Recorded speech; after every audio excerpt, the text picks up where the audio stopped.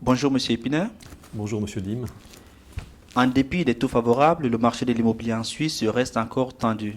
Les signes qui suggèrent que ce marché atteint un plafond se multiplient. Sommes-nous proches d'un crash immobilier? Non, non, sans aucun doute non. Dans le terrain, ça fait depuis 2012 que nous avons ressenti que les prix se sont stabilisés, voire qu'ils ont baissé. Alors c'est clair que de manière faciale, dans les annonces de souhaits de vente ou de location, parfois ou souvent des prix qui sont excessifs, mais je vous assure, je vous certifie que les choses se sont stabilisées et que pour certains prix, même la tendance a pris plutôt une tendance qui s'est inversée. Donc pour moi, il n'y a aucun risque de crash immobilier. Les taux de croissance fléchissent à tous les niveaux, même dans les cantons tels que Genève. On constate que les prix continuent à grimper. Qu'est-ce qui justifie ce déséquilibre? Pour moi, ils ne grimpent plus les prix. Je vous assure, on a commercialisé récemment, vendu des appartements dans plusieurs communes, notamment un très joli petit projet villageois à Chancy, d'excellente qualité architecturale, de bonnes prestations et avec des prix qui sont vraiment raisonnables.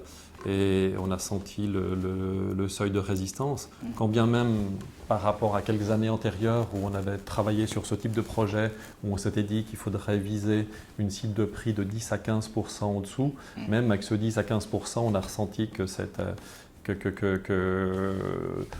les ventes se passent moins facilement. Mais pourquoi la population, par exemple, genevoise a l'impression de vivre avec des loyers assez élevés? C'est une impression? Non, alors bon, là je vous parlais de prix de vente et de prix de vente d'appartements neufs ou de revente ou même de produits de standing où là il y a eu un tassement.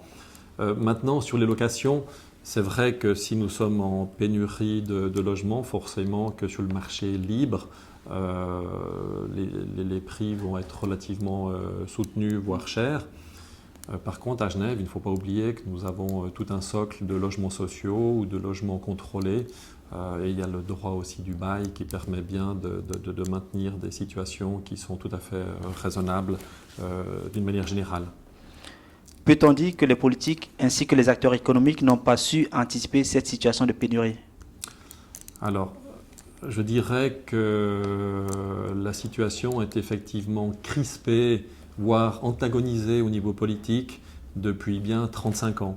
Et que malheureusement à Genève, ce qui n'est pas le cas beaucoup ailleurs autour de la planète, le logement a été pris un peu en otage au niveau politique, ce qui est dommage.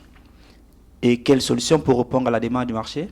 La seule solution, c'est de construire beaucoup afin d'avoir suffisamment d'offres et d'avoir, une fois que l'offre est satisfaite, d'avoir même un petit taux de vacances raisonnable et de construire dans toutes les catégories. Donc du logement social, oui, il en faut bien évidemment parce qu'il faut aider les plus démunis, mais il faut aussi avoir une capacité d'accueil pour les cadres, voire les dirigeants d'entreprise.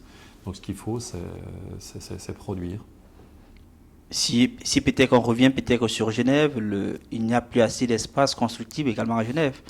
Cet espace, où allez-vous le trouver? Écoutez, vous avez dit construire, construire, construire. C'est bien beau. Oui, mais vous avez sans doute autant voyagé que moi autour de la planète et vous vous rendez compte qu'à Genève et en Suisse, les immeubles ne montent pas très haut. Déjà, il faut mieux utiliser le sol.